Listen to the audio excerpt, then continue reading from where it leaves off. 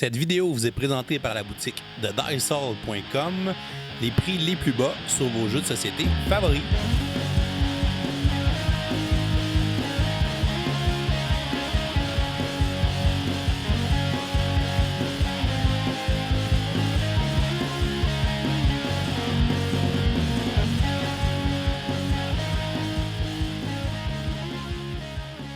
Salut les gamers, bienvenue à Professeur Board Game, je m'appelle David. Aujourd'hui à Board Game 101, je vous présente un jeu qui s'appelle Letter Jam. C'est un jeu qui a été publié par CGE en 2019 et qui a été traduit en français par nos amis de chez Yellow. On doit d'ailleurs remercier Yellow de nous avoir envoyé cette copie de Letter Jam pour qu'on puisse l'essayer et vous le présenter en vidéo. C'est un jeu de l'auteur Andra Scoopy qui se joue de 2 à 6 joueurs et les parties vont durer environ de 45 à 60 minutes. Le but du jeu va être de faire le plus de points de façon collective. C'est donc un jeu coopératif de lettres et de déduction. Donc les joueurs vont recevoir 5 lettres mystères en début de partie. Et en jouant des manches, on va essayer de deviner nos 5 lettres mystères pour les replacer et former un mot mystère à la fin de la partie. Plus nos mots mystères vont être longs à la fin de la partie, on va pouvoir utiliser des cartes bonus qu'on a débarrées pendant la partie pour pouvoir faire davantage de points. Donc on n'est pas obligé de refaire le même mot mystère que ce qu'on a reçu en début de partie. On va additionner les points de tous les joueurs pour faire un score commun et on va pouvoir le comparer sur une charte selon le nombre de joueurs pour savoir quel a été notre score. Alors, Letter Jam, je vous montre comment on joue. Ensuite, je vous dis ce que j'en pense. Et comme on est lundi, on va lancer notre concours du lundi pour remporter une copie de jeu. On va installer une partie pour 4 joueurs. Premièrement, chacun des joueurs va se prendre un crayon et une feuille de déduction qu'il va plier en deux pour la placer devant lui de façon à cacher les informations qu'il va y écrire des autres joueurs. On va ensuite placer au centre de la table les 8 jetons numérotés qu'on va utiliser pour épeler des mots et donner des indices pendant la partie. Et on va aller prendre la carte de mise en place avec le bon nombre de joueurs indiqués dans le coin en haut à droite. Donc ici, c'est la carte pour 4 joueurs. Et on va placer des jetons rouges et des jetons verts sur les endroits indiqués sur cette carte. On va ensuite placer un socle vide devant chacun des joueurs, devant sa feuille de déduction. Et les 2 socles restants seront des socles neutres pour la partie, que les joueurs pourront tous voir les lettres qui vont se trouver sur ces socles. On va placer aussi un jeton vert derrière chacun des socles neutres. On va prendre la carte lettre qui est en noir et on va la retourner de l'autre côté qui est la carte Joker et on va la placer au centre de la table. On va mélanger les autres cartes lettres et on va les séparer pour faire un nombre de pioches égal au nombre de joueurs. Donc on n'est pas obligé de faire des pioches égales et on va donner à chacun des joueurs un quart des cartes lettres pour aller former notre mot mystère de départ. Les joueurs vont consulter toutes les cartes lettres qu'ils ont reçues et vont aller se choisir 5 cartes lettres pour former un mot de 5 lettres dans la langue française. Donc je pourrais prendre les 5 lettres suivantes qui font le mot table et les autres lettres seront défaussées face cachée au milieu de la table. Donc je vais placer ces cartes de côté pour l'instant et tous les joueurs vont faire la même chose en simultané, vont choisir 5 lettres pour former un mot, vont défausser les cartes restantes au centre. Si jamais un joueur n'est pas capable de trouver un mot de 5 lettres avec les lettres qu'il a reçues, il peut aller prendre la défausse que les autres joueurs ont placée au milieu et prendre certaines de ces lettres-là pour pouvoir former son mot mystère de 5 lettres. Donc on va procéder de cette façon lorsque tous les joueurs auront réussi à former leur mot mystère de 5 lettres. On va mélanger les 5 lettres de notre mot mystère et on va passer les 5 cartes mystères aux joueurs à notre droite. Donc le joueur qui est ici va recevoir celle-là, le joueur qui est là va les donner au joueur ici, et le joueur qui est ici va me donner ces 5 lettres mystères. Les joueurs vont prendre les 5 cartes mystères qu'ils viennent de recevoir du joueur à leur gauche, et ils vont les disposer face cachée devant eux en ligne droite sans les consulter. Et ils vont prendre la carte la plus à gauche et vont la placer sur leur socle et placer le socle devant eux de manière à ce que les autres joueurs puissent voir la lettre qui s'y trouve et que nous ne puissions pas voir la lettre qui se trouve sur notre propre socle. On va mélanger les cartes lettres restantes pour se former une pioche face cachée. Et on va ensuite former des piles de cartes pour les deux socles neutres. On va regarder sur la carte mise en place qui va nous indiquer le nombre de cartes à placer dans chacune de ces piles. Donc ici, on va avoir une pile de 7 cartes sur le premier socle neutre et une pile de 8 cartes sur le deuxième socle neutre. On va placer ces cartes sur le jeton vert qu'on avait placé préalablement. Le restant des cartes sera placé au milieu de la table pour former une pioche de cartes lettres face cachée. Et on va révéler la première carte de chacun des socles neutres pour la placer sur ce socle, de façon à ce que tous les joueurs peuvent consulter la carte qui s'y trouve. Donc une fois la mise en place terminée, un joueur devrait voir devant lui 5 lettres face visibles, les lettres des 3 autres joueurs, ainsi que les 2 lettres sur les socles neutres. Il ne pourra jamais regarder la lettre qui se trouve sur son propre socle. C'est le but du jeu de deviner les 5 lettres mystères qui nous ont été données en début de partie. Une partie de Letter Jam se joue en plusieurs manches. À chacune des manches, un des 4 joueurs sera le donneur d'indices et va épeler un mot comme indice en utilisant les cartes qui sont visibles devant lui ainsi que la carte Joker en utilisant les jetons numérotés pour épeler son mot. Les autres joueurs vont noter les mots sur leur feuille de déduction pour essayer de déduire la carte qui se trouve cachée devant eux sur leur propre socle.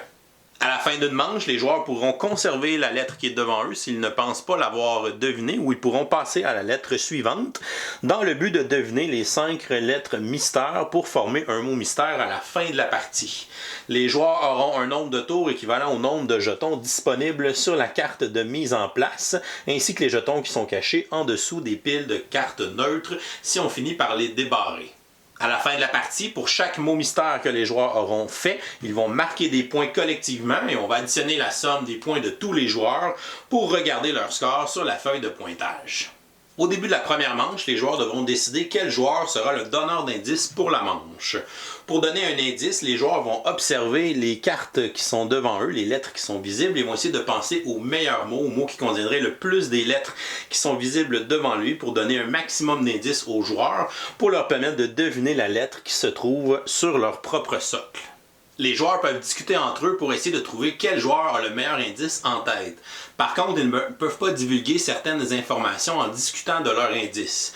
Ils peuvent dire de combien de lettres est le mot indice qu'ils ont en tête. Par exemple, j'ai un mot indice de 5 lettres ou j'ai un mot indice de 6 lettres en tête. Ils peuvent discuter du nombre de joueurs que leur indice pourrait aider. Donc, le mot indice que j'ai à donner pourrait aider 2 autres joueurs ou pourrait aider les 3 autres joueurs, mais on ne peut pas nommer les joueurs qu'on aiderait avec notre indice en tête. On peut aussi discuter du nombre de socles neutres qui seraient utilisés dans notre indice sans indiquer lequel. Donc, je pourrais dire, je vais utiliser les 2 socles neutres dans mon indice ou je vais utiliser un seul des socles neutres dans mon indice ou je n'utiliserai pas les socles neutres dans mon indice. On peut aussi dire si on va utiliser la carte bonus ou pas, encore une fois en ne révélant pas la lettre qu'on va utiliser pour le Joker. Plus tard dans la partie, on pourrait aussi avoir des cartes bonus sur la table. On pourrait aussi dire si on va utiliser ou non les cartes indices bonus sans révéler lesquelles. Après discussion, les joueurs décident que c'est ce joueur qui sera le donneur d'indices pour la première manche. Comme c'est la première fois qu'il donnera un indice pendant la partie, il va aller prendre un jeton rouge sur la carte mise en place et va le placer à côté de lui.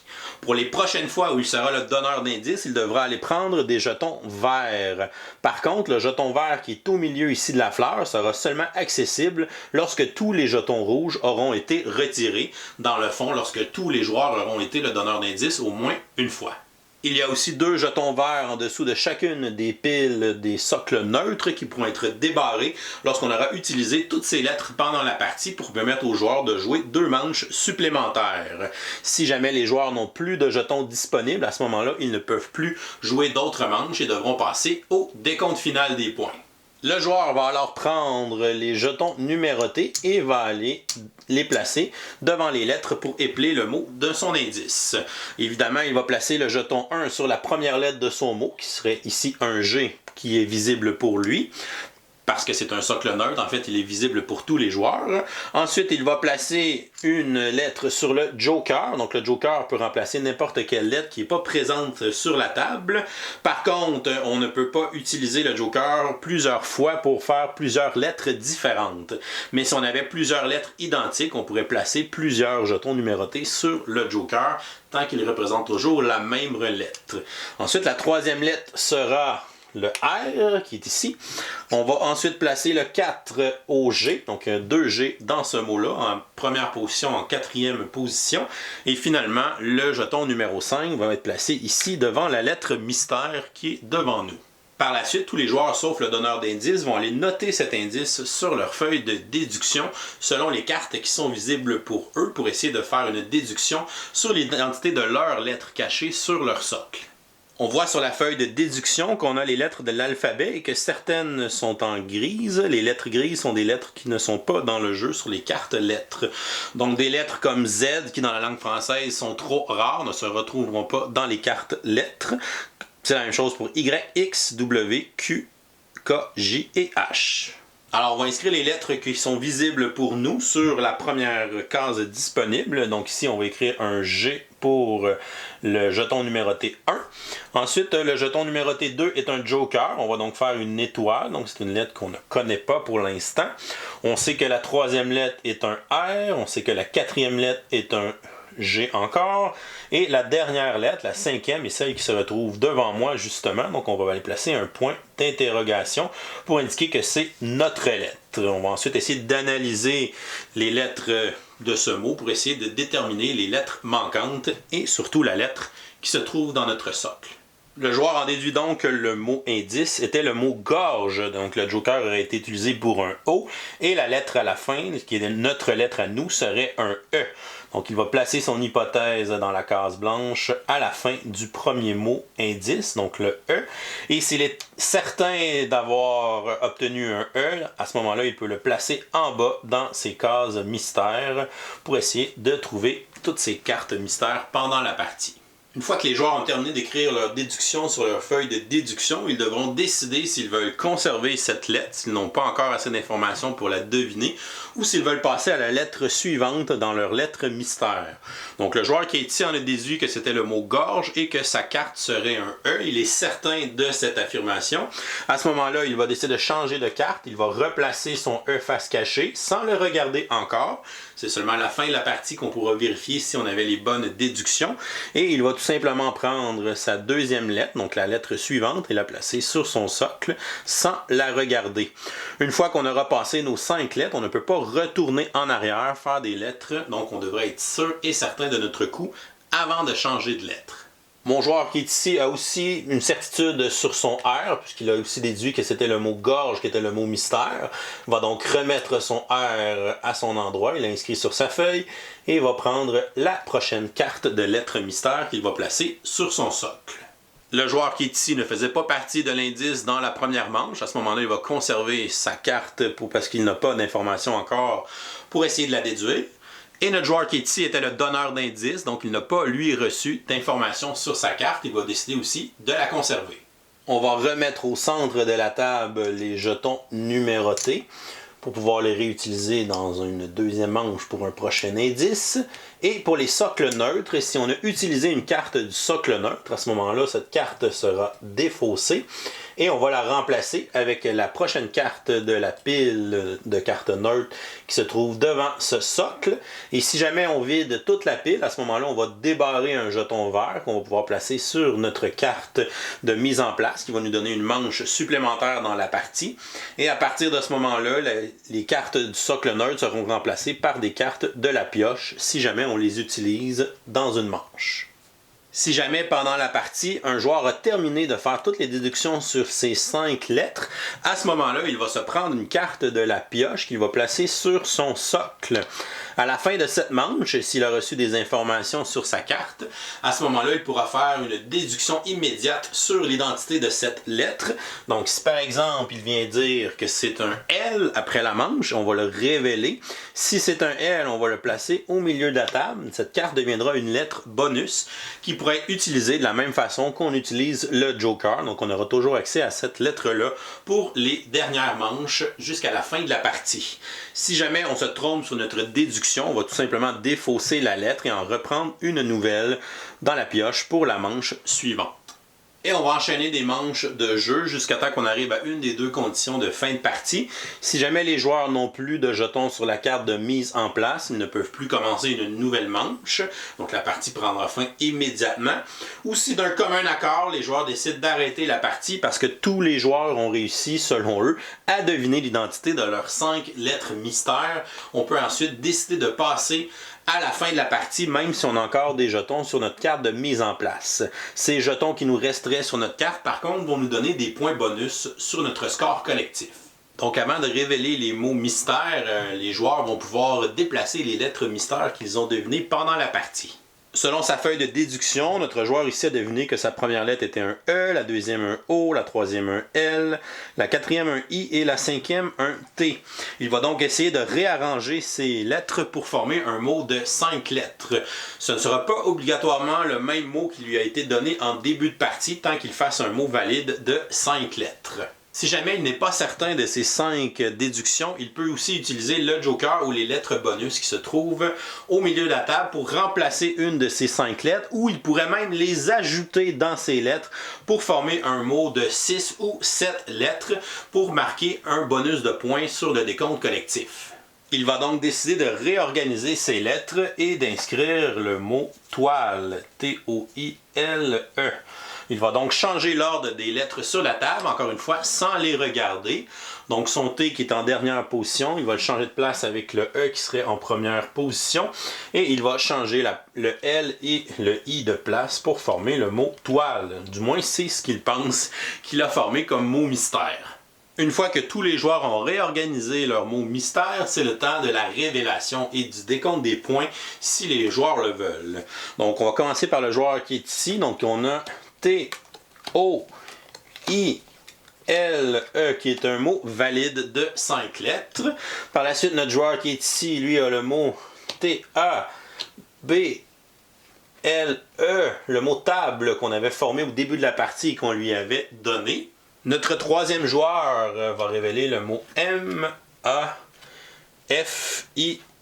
le mot mafia. Et notre quatrième joueur, donc F-E-R-M-E pour le mot ferme. Les 4 joueurs ont formé un mot mystère valide. On peut considérer que c'est une victoire. Si jamais on veut calculer notre score, on va retourner tout simplement notre carte de mise en place.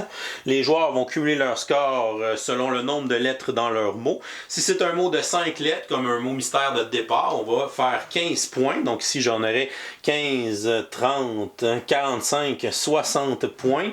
Et il nous reste un jeton mystère, un jeton de tour de jeu vert qui va donner 1 point. Ça nous fait donc 61 points. Ça nous donnerait un score de 3 fraises sur 5. Donc une partie moyenne. Si on veut avoir un meilleur score, il faut avoir plus de cartes bonus au centre de la table pour faire des mots plus longs. Plus les mots seront longs, plus on va marquer de points et faire un meilleur score. Et voilà, c'est comme ça qu'on joue à Letter Jam. Je vous reviens avec mon opinion personnelle. Qu'est-ce que je pense de Letter Jam? Premièrement, pour les côtés positifs, c'est vraiment une belle production. On a du super beau matériel dans la boîte, les cartes, les petits jetons de poker pour épeler les mots et donner nos indices. Et un jeu qui me demande d'écrire et de prendre des notes pour faire la déduction et qui me fournit des crayons. C'est déjà quelque chose que j'aime beaucoup, mais attention, dans ce jeu, vous avez même un aiguisoir fourni avec vos crayons. C'est pas magnifique, donc on n'a pas besoin de se casser la tête et de penser est-ce que j'ai des crayons dans la boîte, est-ce que j'ai de quoi pour aiguiser mes crayons? C'est fourni dans le jeu, c'est génial. Ensuite, je m'attendais à un jeu très léger, style jeu de party, jeu d'ambiance qu'on joue en fin de soirée. Mais finalement, c'est pas ça du tout, en fait. C'est vraiment un gros jeu de déduction, un gros casse-tête de lettres. Il faut quand même beaucoup réfléchir à ce jeu-là, donc je veux pas quand vous êtes trop fatigué, ça demande vraiment un gros effort cérébral. C'est un jeu qui est très original, on a pris un jeu de lettres mélangé qu'un jeu de déduction, puis on a mis ça dans un jeu coopératif, ce qui est quand même assez rare pour des jeux de lettres, même des jeux de déduction coopératifs, il y en a quelques-uns, mais il n'y en a pas tant que ça. Mais là, de l'intégrer avec des lettres, c'est quelque chose de vraiment très original, puis super intéressant de la manière dont ça fonctionne. Donc on va essayer de discuter, essayer de trouver qui a le meilleur indice. Après ça, on va épeler le mot, on va écrire les lettres qu'on voit, puis on va essayer de déduire notre lettre à nous, devant nous sur notre socle, avec le mot qui a été donné, pour trouver les lettres manquantes. Des fois, il y a une ou deux lettres qui iraient à cet endroit-là, fait que là on n'est pas certain. Ok, là je vais garder peut-être ma lettre un autre round, pour pouvoir essayer d'avoir vraiment la confirmation que c'est celle-là, parce qu'une fois que je passe à la prochaine, je peux pas revenir en arrière. Donc le jeu est beaucoup plus profond que ce à quoi je m'attendais, ce qui est quand même une bonne chose. Donc c'est vraiment un jeu qui est un bon challenge pour un jeu coop. C'est quand même assez difficile, j'ai été surpris à quel point c'était difficile. Fait que les premières parties, il y a peut-être une petite courbe d'apprentissage à faire avant de devenir plus efficace si on veut, ou de devenir meilleur, puis d'essayer de trouver des indices des fois qui sont plus efficaces, dans le sens où je vais aider plusieurs joueurs à trouver sa carte plus rapidement. Donc on va essayer de développer ce genre de choses-là. Ou si je mets un mot que deux fois la même lettre, ça va peut-être être plus évident que c'est cette lettre-là. Des fois, on a même une lettre sur un joueur et une lettre qui est la même lettre sur une lettre nerd. Là, est-ce que j'utilise une lettre chacune, ou est-ce que je mets les deux sur la lettre du joueur? Donc là, il y a des choses à réfléchir pour savoir comment l'autre joueur va aussi interpréter ça. Il y a des petites stratégies qui vont se développer là, plus on va y jouer. J'ai joué la majorité de mes parties à 4 joueurs, parce que j'ai trouvé un nombre de joueurs très efficace dans ce jeu-là. Parce que peu importe si on est 2 ou 6, on va toujours avoir les 6 socles qui sont présents. C'est juste que le nombre de joueurs va influencer le nombre de socles neutres qu'il va y avoir. Donc je trouve ça quand même intéressant. Je dirais à 3-4, c'est peut-être ils sont plus efficaces, ce que j'ai aimé le plus. C'est sûr qu'à 6, oui, c'est jouable, mais là, il y a beaucoup de joueurs, on n'a pas de lettre nerd. Donc là, ça devient plus complexe pour essayer justement de trouver les différents indices. Donc pour moi, ça a été à 4 joueurs que j'ai trouvé vraiment le jeu à son meilleur. Sinon, pour les côtés négatifs, c'est sûr que comme beaucoup de jeux de lettres, c'est pas un jeu qui a un thème vraiment. C'est vraiment un jeu sans thème, un jeu qui est focusé sur sa mécanique de lettres et de déduction. Oui, on a fait un super jeu de mots dans le titre, Letter Jam, avec la confiture de lettres, et que chaque jeton numéroté soit représenté une saveur de confiture. C'est quand même drôle, mais ça reste quand même un jeu sans thème. Sinon, l'autre petit problème que j'ai trouvé au jeu, c'est le petit aspect de discussion au début de la manche où les joueurs peuvent communiquer entre eux pour essayer de trouver qui va être le donneur d'indices. Là, il y a des choses qu'on peut dire, mais il y a des choses qu'on peut pas dire. Là, souvent, on oublie ces petites règles-là, ou on y pense pas trop. On dit, là, moi, j'ai un indice pour aider lui, puis lui, mais tu peux pas dire quel joueur tu vas aider. Tu peux juste dire, j'ai un indice qui va aider 2 autres joueurs ou 3 autres joueurs. Donc là, il faut tranquillement se conditionner à ça, de ne pas donner ces informations-là, même si on veut les donner, on est comme dedans, des fois on oublie cette règle-là tout simplement. Donc il faut faire attention à ces petits détails-là, parce qu'évidemment, oui, c'est un jeu coopératif, mais on veut quand même que le défi reste là, puis que ça soit quand même difficile, puis que justement notre victoire ou notre pointage soit mérité à la fin de la partie. Donc le petit côté de discussion avec des informations qu'on peut révéler, mais d'autres qu'on peut pas révéler, donc des fois, ça sème un peu la confusion, ça peut causer des petits irritants là, pendant les premières parties surtout. Plus on va y jouer, puis plus ça va devenir un peu un automatisme là, que je sais que je peux pas révéler quel joueur, je peux juste révéler le nombre, etc. Somme toute, Letter Jam, c'est un jeu qui m'a quand même surpris. Comme j'ai dit tantôt, je m'attendais à de léger, jeu de party, fin de soirée. Puis finalement, c'est un gros jeu de déduction avec des lettres qui est très cérébral, puis qui a vraiment un beau défi pour les joueurs. Je vais lui donner une note de B. Donc pour moi, c'est un bon jeu qui est quand même original, qui mélange des éléments de déduction avec un jeu de lettres. Moi, j'ai grandi avec une mère qui tripait sur le Scrabble, donc c'est sûr que des jeux de lettres, j'ai toujours un petit intérêt pour ça. Puis en plus, comme enseignant, je trouve que les jeux de lettres ont un gros potentiel éducatif. Donc, on pourrait y jouer avec des jeunes ou des élèves à l'école. Par contre, je trouve que pour la complexité, j'y jouerais peut-être pas avec des élèves d'âge primaire, mais j'irais peut-être plus avec des élèves d'âge secondaire pour le petit côté cérébral que ce jeu-là va nous demander. Donc, et voilà, c'est tout pour aujourd'hui.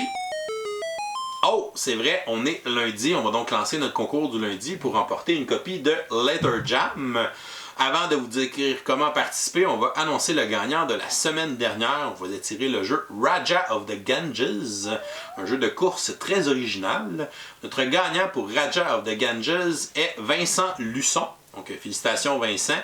Tu peux nous écrire à professeurboardgame@gmail.com pour nous envoyer tes coordonnées, qu'on puisse t'envoyer ton jeu. Pour cette semaine, pour participer à notre concours du lundi, c'est très simple.